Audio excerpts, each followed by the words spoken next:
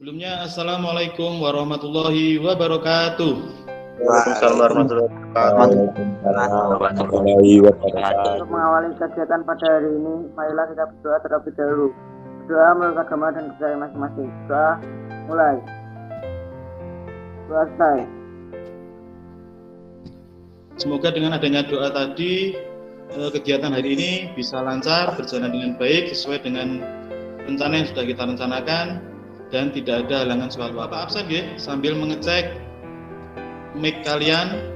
Bagas Abdi Hadir, Pak. Bagas Juniarto Hadir, Pak. mulai kegiatan pembelajaran, ada baiknya kita relaksasi dulu supaya nanti tidak tegang ya pembelajarannya. Baik, bisa digerakkan kepalanya, bisa diputarkan kepalanya. Dalam kondisi sehat semuanya anak-anakku. Seperti yang kita ketahui ya, kondisi pandemi ini sungguh sangat memprihatinkan. Seperti yang kita ketahui, Sragen sudah masuk zona merah. Tidak lupa untuk mengingatkan pada anakku semuanya, jaga kesehatan. Makan makanan yang bergizi supaya imunitas tubuh kita meningkat sehingga nanti bisa menolak adanya virus tadi. Baik, mari semangat pembelajarannya. Nanti bisa dipahami sambil dibaca nggih. Nah, yang pertama yaitu adalah menjelaskan perbedaan sistem bahan bakar konvensional dengan sistem bahan bakar injeksi.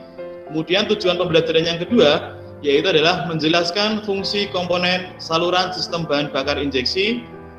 Kemudian yang ketiga yaitu menentukan cara perawatan pada komponen saluran sistem bahan bakar injeksi. Ini untuk tujuan pembelajaran KD pengetahuan. Sedangkan untuk KD keterampilannya nanti adalah melakukan perawatan saluran sistem bahan bakar injeksi, kemudian melakukan pengujian hasil perawatan komponen pada saluran sistem bahan bakar injeksi.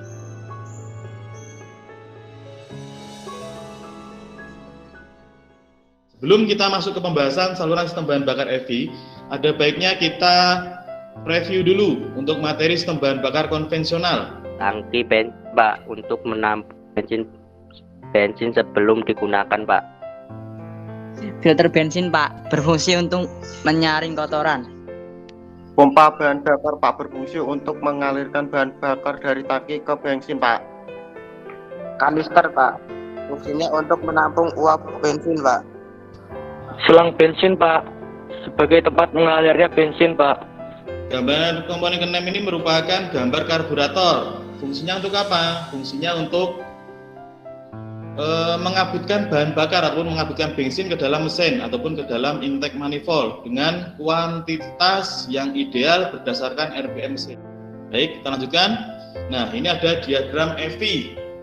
Jadi dalam sistem EV itu ada beberapa sistem. Nah, di sini ada 3 sistem. Yang pertama ada fuel system ataupun sistem saluran bahan bakar. Kemudian ada air induction system, ini adalah sistem pemasukan udara. Kemudian electronic control system ataupun sistem kontrol elektronik. Nah, untuk hari ini nanti kita akan fokus pada fuel systemnya, sistem saluran bahan bakarnya. Untuk sistem pemasukan udara maupun sistem kontrol elektronik itu nanti akan kita bahas di pertemuan yang akan datang mungkin. Nah, sebelum kita masuk ke materi, ada baiknya dulu kita tahu tentang fungsi saluran bahan bakar itu untuk apa. Setiap sebuah sistem pasti memiliki kumpulan dari berbagai komponen. Oleh karena itu, kali ini saya akan membahas komponen beserta fungsinya dari sistem EV ataupun Electronic Fuel Injection. Komponen yang pertama adalah tangki bahan bakar. Komponen yang kedua adalah saringan bahan bakar. Saringan bahan bakar disebut juga sebagai fuel filter. Peran ketiga yaitu pompa bahan bakar. Pada mobil dengan bahan bakar bensin, pompa bahan bakar memiliki 2 jenis, yaitu pompa bahan bakar mekanik dan pompa bahan bakar listrik. Atau pipa bahan bakar berperan sebagai tempat untuk menjalarnya bahan bakar dari satu komponen ke komponen lainnya pada sistem bahan bakar. Tentunya di sini pada sistem bahan bakar EV. Di video pengamatan di atas, kira-kira apa saja komponen dalam saluran sistem bahan bakar injeksi? Mungkin anak-anakku yang menyimak dari video tadi bisa menjawab, silakan. Komponen sistem bahan bakar EV yaitu injektor, Pak. Tangki bahan bakar, Pak. tangki bahan bakar. Baik, saya catat nggih. Kemudian ada yang lain? Silahkan. Pressure regulator, Pak. Pressure regulator. Baik. Filter bahan bakar, Pak. Filter bahan bakar ya, Mas Slamet ya. Baik. Selanjutnya mungkin ada yang pendapat yang lain. Silahkan, Mas Bagus Juniarto. Pompa bahan bakar, Pak. Pompa bahan bakar. Baik, Bapak catat. Untuk menghindari adanya miskonsepsi, nah kita simpulkan sebenarnya jawabannya dari anak-anak itu sudah masuk semuanya, sudah benar semuanya. Nah, bisa kita simpulkan komponen utama dari saluran sistem bahan bakar EV yaitu ada fuel tank ataupun tangki bahan bakar sesuai yang disampaikan dari Mas Rizal tadi. Kemudian ada fuel pump, kemudian ada fuel line, kemudian fuel filter, delivery pipe atau pipa pembagi seperti yang disampaikan Mas Dian tadi. Kemudian ada cool start injektor, ada injektornya itu sendiri seperti yang disampaikan Mas Andi Antonio, pressure regulator, return line, kemudian kembali ke fuel tank. Ini adalah komponen-komponen utama dari saluran sistem bahan bakar EV. Baik, jadi nanti ada baiknya kita diskusikan untuk materi pembelajaran hari ini supaya nanti lebih jelas dan juga menghasilkan hasil belajar yang lebih baik lagi. Nanti untuk kelompok 1, silahkan didiskusikan tentang fungsi komponen sistem bahan bakar EV. Kemudian kelompok 2, perbedaan sistem bahan bakar EV dan konvensional. Kemudian untuk kelompok 3, nanti tolong diskusikan tentang merawat berkala komponen saluran bahan bakar EV. Kemudian kelompok 4, silahkan diskusikan hal-hal yang mengganggu kinerja dari saluran sistem bahan bakar EV. Adapun untuk kelompok diskusinya nanti kelompok 1, Mas Andrian Setiadi, Mas Asep, Bagas Abdi, Bagas Juniarto, Bagus Rikuncoro. Kelompok 2 nanti di Mas Sirul Anam, Iwan Agni, Muhammad Dian, Muhammad Maksum, Muhammad Rizal. Nah, silahkan untuk didiskusikan. Nanti bisa menggali informasi dari modul yang sudah Bapak upload ataupun sudah share di Google Drive kelas kita. Nah, kemudian hasil diskusi tadi nanti jangan lupa dituangkan di dalam LKPD. Baik, kelompok 1 ada permasalahan, Mas Bagas Juniarto? Tidak ada, Pak.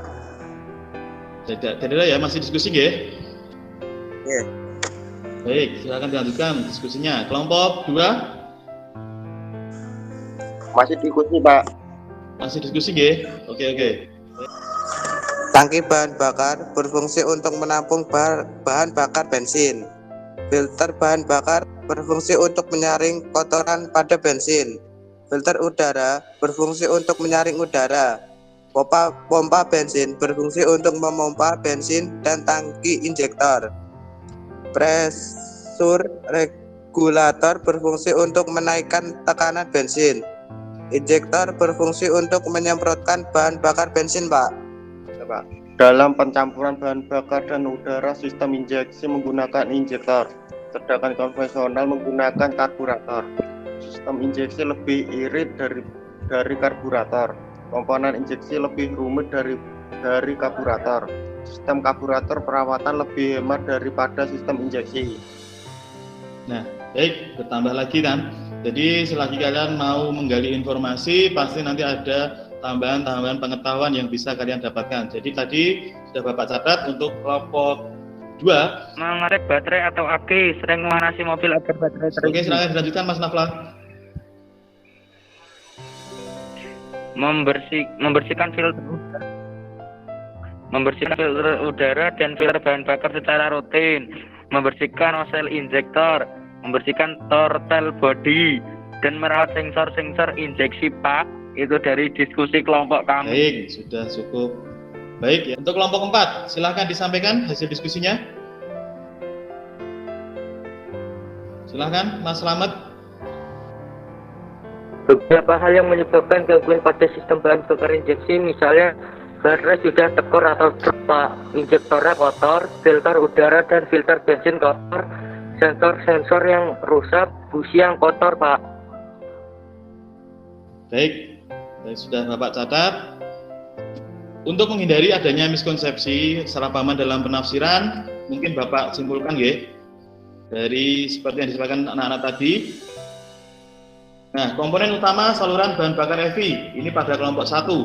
Ada fuel tank, fuel pump, fuel line, fuel filter, delivery pipe, full star injector, pressure regulator, return line, dan juga kembali ke fuel tank. Perbedaan sistem bahan bakar konvensional dengan injeksi.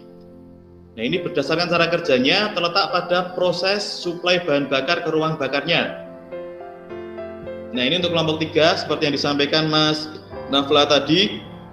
Perawatan dalam saluran sistem bahan bakar EVI ini meliputi yang pertama perawatan aki atau baterai, merawat kebersihan tangki. Sekali-kali kita perlu menguras tangki supaya kotoran di dalam tangki bisa terangkat keluar, biasanya dalam jangka 10.000 km. Kemudian membersihkan filter udara, jangan lupa membersihkan filter udara. Perawatan throttle body, nah sekali-kali kita perlu membersihkan throttle body. Perawatan nozzle pada injektor. Nah, ini juga penting karena biasanya nanti ada kasus yang disebabkan karena nozzle pada injektornya tersumbat. Ini biasanya juga disebabkan karena kualitas bahan bakar yang buruk. Pertama, kerusakan sensor injeksi, kemudian penjumbatan pada injektor, kemudian lemahnya fuel pump, kemudian tegangan baterai yang kurang. Ini bisa mengganggu ataupun bisa menghambat dari kinerja sistem bahan bakar injeksi. Baik, ini merupakan dari hasil diskusi yang sudah kita bahas pada hari ini. Mari kita beri semangat pada diri kita dengan beri tepuk tangan semuanya. Silakan sambil dibuka mic-nya.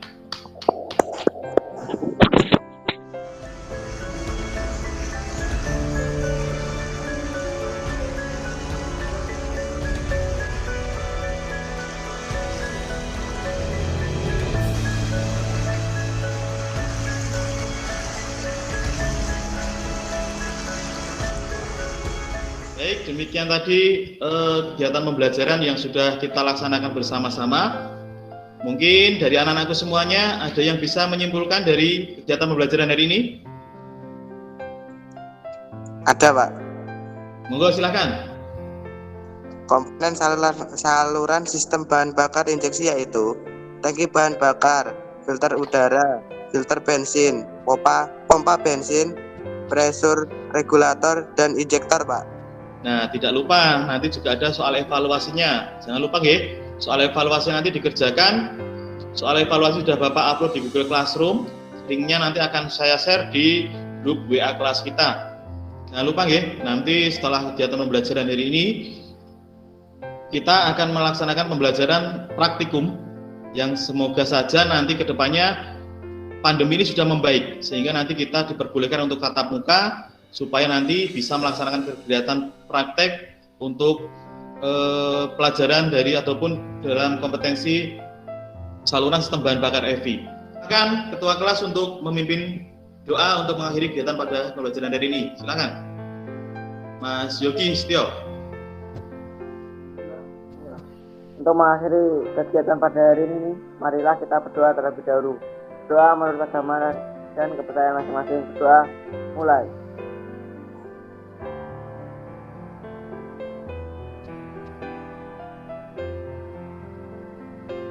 Doa selesai. Baik ya, terima kasih atas doa yang diberikan. Semoga kegiatan pembelajaran hari ini bisa bermanfaat buat kita semuanya dan juga bisa bermanfaat untuk kalian dalam melaksanakan kehidupan selanjutnya. Mungkin dari Bapak cukup sekian. Kita ketemu lagi dalam kegiatan daring selanjutnya atau dalam pembelajaran selanjutnya. Banyak kata yang kurang berkenan, Bapak mohon maaf sebesar-besarnya. Billahi taufik wal hidayah. Wassalamualaikum warahmatullahi wabarakatuh.